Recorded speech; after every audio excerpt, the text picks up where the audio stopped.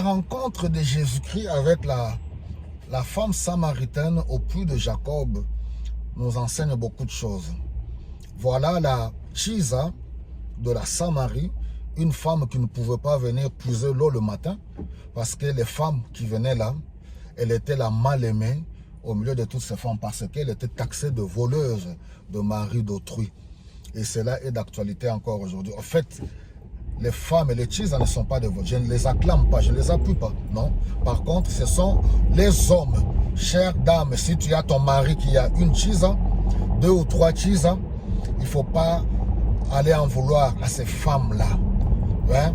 C'est à vos hommes. Si vous êtes des vraies femmes de caractère, faites asseoir votre homme, règle ce problème avec ton mari. Règle ton problème parce que les gens sont tellement...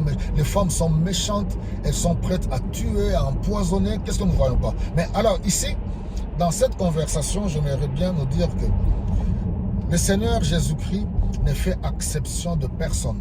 Parce que la dame dit, comment toi, un juif, peux-tu me demander de l'eau à boire?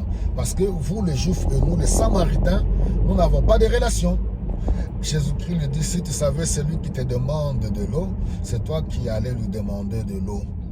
Alors, la conversation est allée un peu plus loin.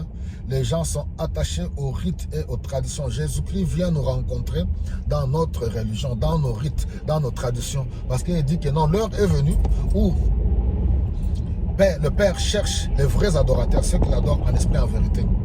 Pour rencontrer Dieu, on n'ira plus ni à Jérusalem, ni à la montagne. Parce que les Samaritains, eux, quand les Juifs exilés étaient revenus de leur exil, avant Jésus-Christ, alors eux, ils avaient déjà construit sur le mont Garizim, le temple où ils adoraient Dieu. Là, et ils observaient les 5 livres de la Bible, c'est-à-dire le Pentateuque.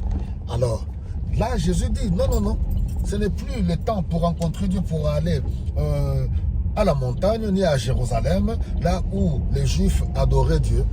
Dieu cherche maintenant les vrais adorateurs, ceux qui l'adorent en esprit et en vérité. Nous sommes au temps du Saint-Esprit, c'est-à-dire ceux qui sont guidés par l'Esprit de Dieu. Dieu est esprit, ceux qui ils sont guidés par le Saint-Esprit, ceux qui doivent sortir des rites, des traditions, des religions. Toutes ces choses n'apportent pas le salut. L'homme est esclave dans cette société moderne. Les êtres humains sont encore esclaves. Combien de gens sont-ils pas prêts de s'entretuer, de se haïr au nom des religions? Du fait que toi, tu n'es pas dans ma religion, je veux te tuer. Du fait que toi, tu ne pries pas mon Dieu, le Dieu de ma religion, je ne peux pas manger avec toi, je ne peux pas, oui, rester avec toi. On est complètement à côté. Dieu est amour. Alléluia. Ce n'est pas la religion qui sauve, ce n'est pas les rites. Le Saint-Esprit est là. Il dit, oui, oui, l'heure est venue pour... où Dieu continue encore à chercher ceux qui sont appelés à l'adorer en esprit et en vérité. Pourquoi veux-tu chercher? Veux-tu rester attaché au rite et à la religion? Des choses qui ne sauvent pas.